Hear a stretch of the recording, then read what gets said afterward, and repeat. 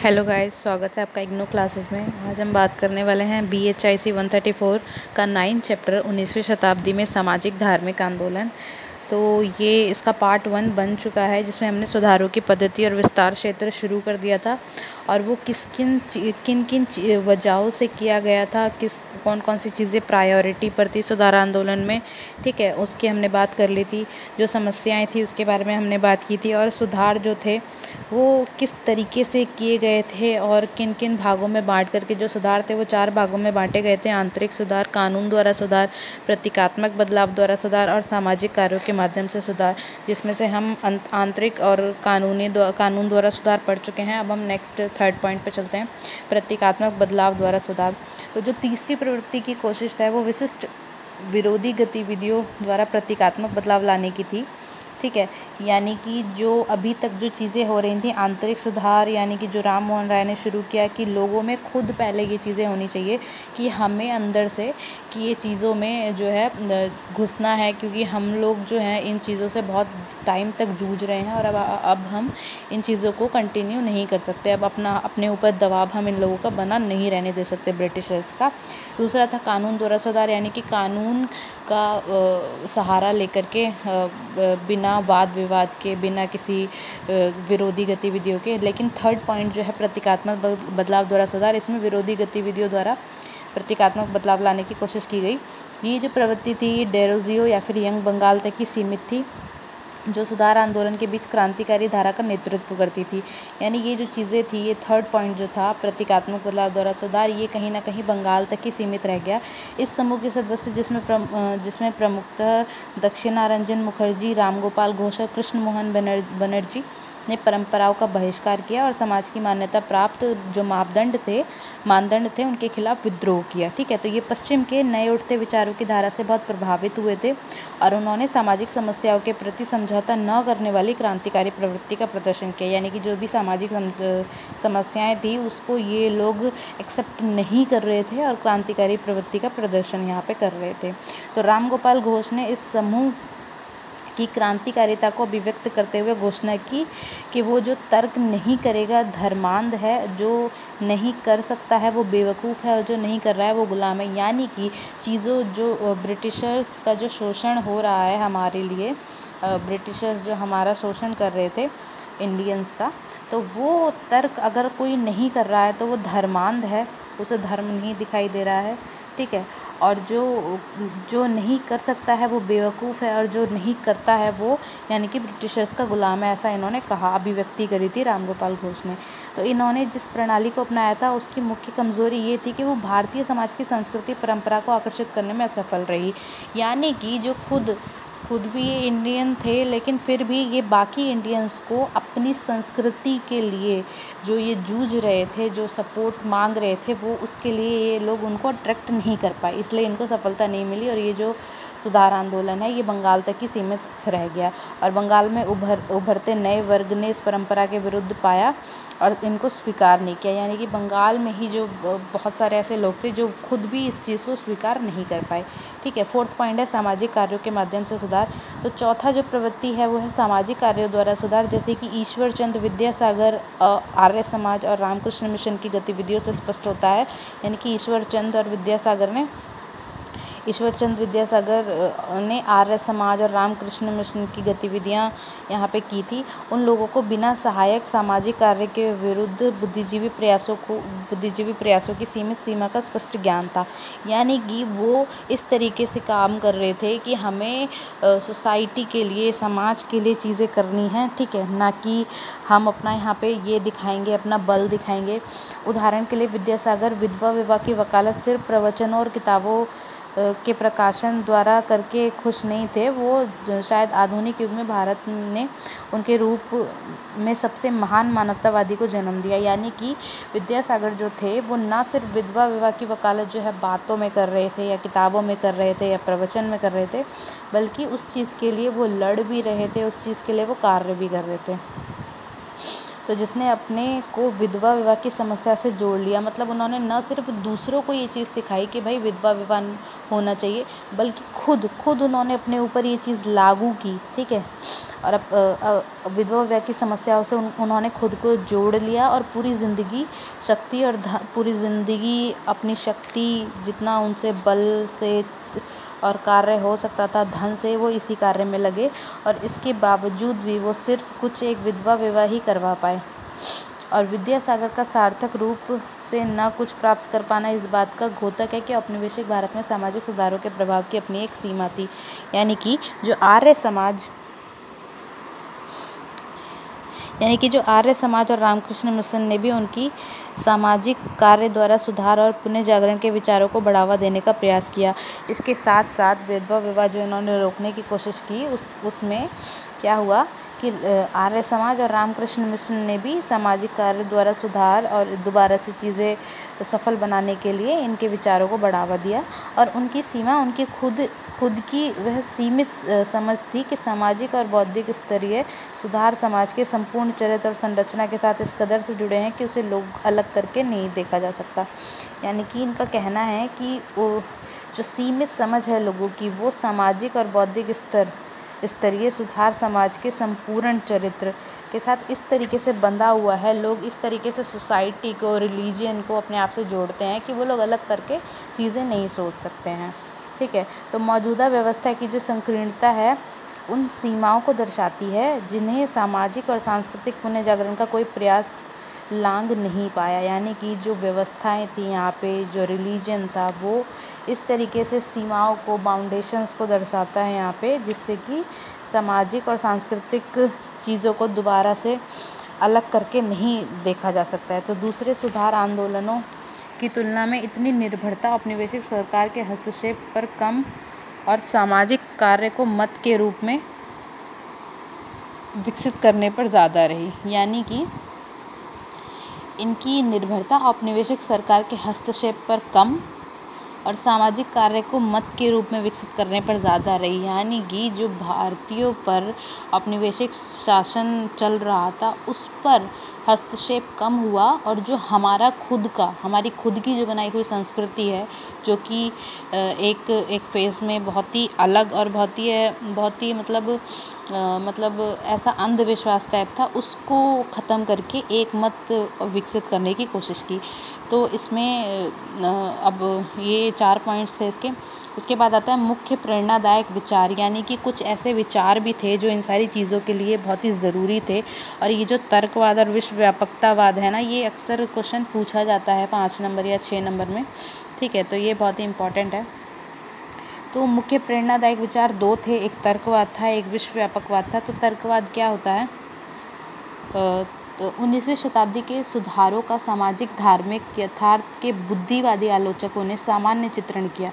यानी कि 19वीं शताब्दी में जो सुधार थे उनका सामाजिक और धार्मिक, ठीक है, और बुद्धिवादी, यानी कि इस तरीके से चीज़ों को सोचा गया कि चीज़ें स्मूथली जो है काम कर सकें। तो शुरुआती ब्रह्मा सुधारकों और यंग बंगाल के सदस्यों ने सामाजिक धार्मिक समस्याओं के प्रति अत्यधिक विवेकपूर्ण रवैया अपनाया। यानी कि स्टार्ट किसने किया? ब्रह्मा सुधारक और यंग बंगाल के सदस्य, इन दोनों ने सामाजिक धार्मिक समस्याओं के प्रति चीज़ें जो हैं वो शांतिपूर्वक अपनाने की कोशिश की, चीज़ें करने की कोशिश की। अक्षय कुमार दत्त समझौता न करने वाले बुद्धिवादी ने तर्क दिया कि प्रकृति और सामाजिक प्रवृत्ति की मात्र इसकी बनावट व मशीनी प्रक्रिया के स्तर पर अपनी बुद्धि द्वारा समझा जा सकता है तथा इसकी समीक्षा की जा सकती है। यानी कि इस चीज़ का मत नहीं करने वाले जो अक्षय कुमार दत्त थे, उन्होंने समझौता नहीं करने वाले बुद्धिवादी थे, जिन्होंने ये तर्क दिया कि जो प्रकृति है वो और सामाजिक प्रवृत्ति को इस तरीके से बनाया हुआ है, इतनी बनावटी है कि वो मशीनी प्रक्रिया के स्तर पर अपनी बुद्धि द्वारा समझी नहीं जा सकती है, ठीक है। तो विश्वास को विवेक से बदलने का प्रयास किया गया और सामाजिक धार्मिक परंपराओं को उनकी सामाजिक उपयोगिता की दृष्टि से आंका गया। यानी कि विश्वास को विवेक से बदलने का प्रयास, यानी कि जो चीज़ें थी वो एकाएक तो चेंज नहीं हो सकती, तो उसको धीरे धीरे संयम से कोशिश की गई कि वो चीज़ें बदलें और सामाजिक धार्मिक जो परंपराएं थी उनकी सामाजिक उपयोगिता की दृष्टि से, यानी कि उसकी ज़रूरत कितनी है समाज में, यानी कि जैसे जो विधवा विवाह है उसकी ज़रूरत है या नहीं है, जो सती प्रथा है उसकी ज़रूरत है या नहीं है। तो इस तरीके से आंका गया चीज़ों को और उसका सामाजिक उपयोगिता की दृष्टि से चीज़ें देखी गई कि इसकी ज़रूरत है या नहीं। तो बुद्धिवादी परिप्रेक्ष्य से ब्रह्मा समाज ने वेदों की अमोघता का खंडन हुआ और अलीगढ़ में सर सैयद अहमद खान द्वारा स्थापित आंदोलन ने इस्लाम की शिक्षाओं को नए युग की ज़रूरत और आवश्यकताओं के अनुरूप ढालने पर जोर दिया। यानी कि जो बुद्धिवादी परिप्रेक्ष्य है उससे ब्रह्मा समाज में वेदों की अमोघता, यानी कि वेदों में जो जो चीज़ें लिखी हैं, जो जो रिलीजन हम लोग अपना रहे हैं उसमें किस चीज़ का खंडन है, कौन कौन सी चीज़ ऐसी है जो अंधविश्वासी है, ये सारी चीज़ें। उसके बाद जो सर सैयद अहमद खान हैं अलीगढ़ में, उसके द्वारा स्थापित आंदोलन ने क्या किया, इस्लाम की शिक्षा को एक नए रूप में ढालने की कोशिश करने का सोचा। तो सर सैयद अहमद खान ने धार्मिक सिद्धांतों को निर्विकार मानते हुए सामाजिक विकास में धर्म की भूमिका पर जोर देते हुए कि यदि धर्म ने समय के साथ कदम नहीं मिलाया तो समाज की मांगों को पूरा नहीं किया तो वह प्रभावहीन हो जाएगा, जैसा कि इस्लाम के साथ भारत में हुआ था। यानी कि जो धर्म है वो हमारे लिए बना हुआ है, हम धर्म के लिए नहीं बने हुए हैं। और यदि चीज़ें धर्म के मुताबिक होंगी और हमारे मतलब फेवर में नहीं होगी तो वो धर्म किसी काम का है नहीं, ठीक है, वो प्रभावहीन है। तो यद्यपि सुधारकों ने धर्म ग्रंथों की समिति ली, जैसा कि राम मोहन राय ने सती प्रथा की समाप्ति के लिए और विद्यासागर ने विधवा विवाह के समर्थन में दिए गए तर्कों को स्पष्ट होता है। लेकिन जो सामाजिक सुधारक है वो हमेशा धार्मिक भावनाओं के अनुकूल नहीं होते हैं, बहुत सारी सामाजिक भी चीज़ें होती हैं।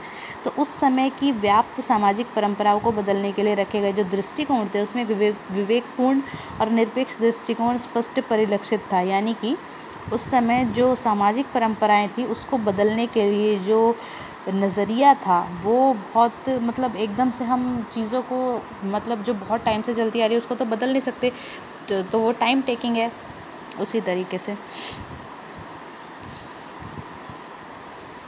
उसके बाद विधवा विवाह की वकालत और बहुपत्नी प्रथा व बाल विवाह का विरोध करते समय अक्षय कुमार को किसी धार्मिक विधान की खोज या भूतकाल में उनके प्रचलन की जानकारी हासिल करने में कोई अभिरुचि नहीं थी।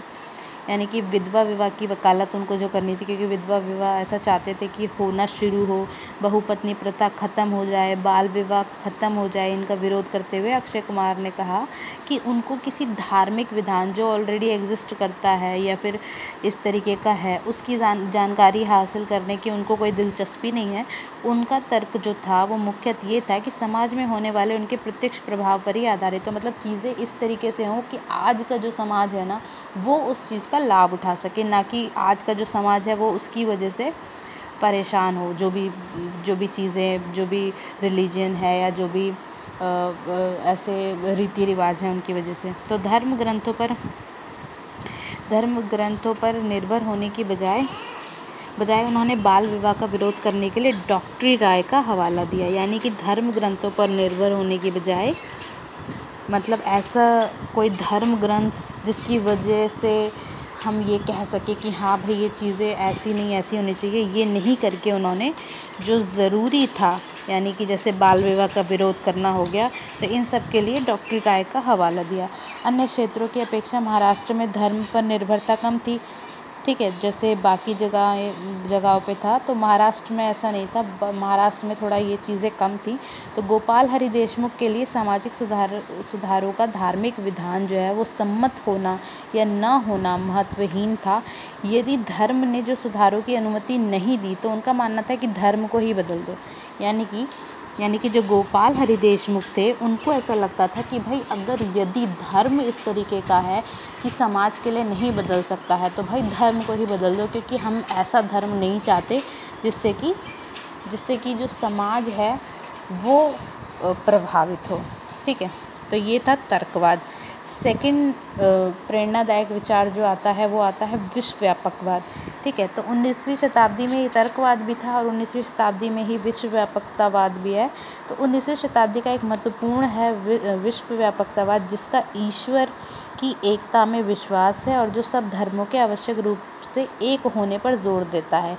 यानी कि अगर लोग अपने अपने चीज़ों में ये रहेंगे कि भाई हमारा धर्म, तो चीज़ें वहाँ पे और बिगड़ेंगी है। और जहाँ क्योंकि सब लोग वैसे ही एकदम अलग अलग थे और बटे हुए थे, तो वहाँ पे लोगों का एकजुट होना बहुत ज़रूरी है। तो इसीलिए ये जो विचार है ये यहाँ पे देखा गया कि ईश्वर में एकता, धर्म चाहे कोई भी हो। तो राम मोहन राय ने विभिन्न धर्मों को अखिल अस्तित्ववाद का राष्ट्रीय अवतार माना और शुरू में ब्रह्मा समाज को विश्व धर्म चर्च का दर्जा दिया। तो सैयद अहमद खान के विचारों में भी लगभग वही गूंज थी। वो भी यही चाहते थे कि पैगंबर का एक ही संदेश है, वो है विश्वास। ठीक है।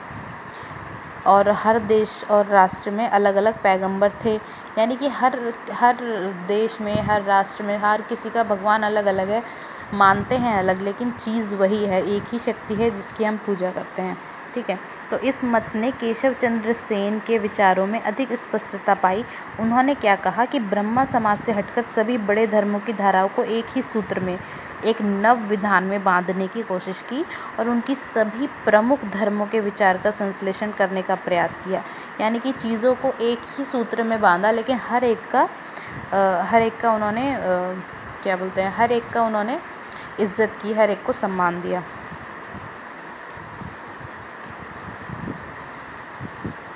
इसके बाद विश्वव्यापकतावाद मत पूरी तरह दर्शन का विषय नहीं था, लेकिन इसने राजनीतिक और सामाजिक दृष्टिकोण को तब तक काफ़ी प्रभावित किया जब तक धार्मिक उदारतावाद ने 19वीं शताब्दी के उत्तरार्ध में अपनी जड़ें नहीं जमा ली। मतलब जैसे कि धार्मिक आंदोलन, सूफी आंदोलन, ये सब हुए थे, तो इन सारी चीज़ों में जब तक वो चीज़ें मतलब एक तरीके से जम नहीं गई, तब तक ये प्रभावित होता रहा। तो प्रसिद्ध बंगाल उपन्यासकार जो बंकिम चंद्र चटर्जी है, उन्होंने हिंदू धर्म पर उनकी समझ से जोड़ा जाता है उनको कि सार्वभौमिक धर्म को एक व्यक्ति की दूसरे से ऊपर श्रेष्ठता को निर्धारित करने की कसौटी मानते थे वो। लेकिन इसका अर्थ ये नहीं है कि धर्म पहचान लोगों की सामाजिक दृष्टिकोण को प्रभावित नहीं करती, बल्कि ये काफ़ी ज़्यादा ही प्रभावित करती है। तो सुधारकों ने विश्वव्यापकतावाद पर जोर देने का उद्देश्य इस विशिष्ट खिंचाव को ही शुरू करना था। हालांकि औपनिवेशिक संस्कृति तथा विचारधारा की चुनौती में विश्वव्यापकतावाद एक व्याप्त धर्मनिरपेक्ष प्रवृत्ति को बढ़ावा देने के बजाय एक धार्मिक विशिष्टता में गुम हो गया। मतलब ये क्या हुआ कि धर्मनिरपेक्ष प्रवृत्ति तो इससे नहीं हुई, लेकिन धार्मिक विशिष्टता में ही ये गुम होके रह गया। उसके बाद जो कुछ अगर हम बात करें कि जो सुधार आंदोलन हुए थे, तो वो कौन कौन से हुए थे, किस किस ने किए थे, तो उसमें से कुछ मेन आता है। राम मोहन राय के विचार आते हैं, फिर विद्यासागर और विवेकानंद के आते हैं, देवेंद्रनाथ केशव चंद्र के आते हैं, फिर पश्चिमी बंगाल में आते हैं, 19वीं शताब्दी के उत्तरार्ध में भी आते हैं, सैयद अहमद खान ने जो किए थे वो आते हैं, आर्य समाज द्वारा किए हुए आते हैं, वीरेशलिंगम और दक्षिण भारत में सुधार आते हैं। जो प्रीवियस ईयर क्वेश्चन पेपर है उसमें पश्चिमी भारत में सुधार आया था, तो ये भी बहुत इम्पॉर्टेंट है। इसमें से ज़रूर कोई ना कोई एक आ सकता है। ठीक है। तो जो प्रमुख सुधार आंदोलन है वो हम अब करेंगे नेक्स्ट वीडियो में। तो अगर आपको वीडियो पसंद आया हो तो आप लाइक और सब्सक्राइब करिए, और अगर इस सब्जेक्ट से रिलेटेड कोई भी टॉपिक आपको सुनना है या चाहिए, इसके बारे में कोई भी क्वेरी हो तो आप कमेंट करें। ओके गाइस, मिलते हैं नेक्स्ट वीडियो में, पार्ट 3 में। Have a good day.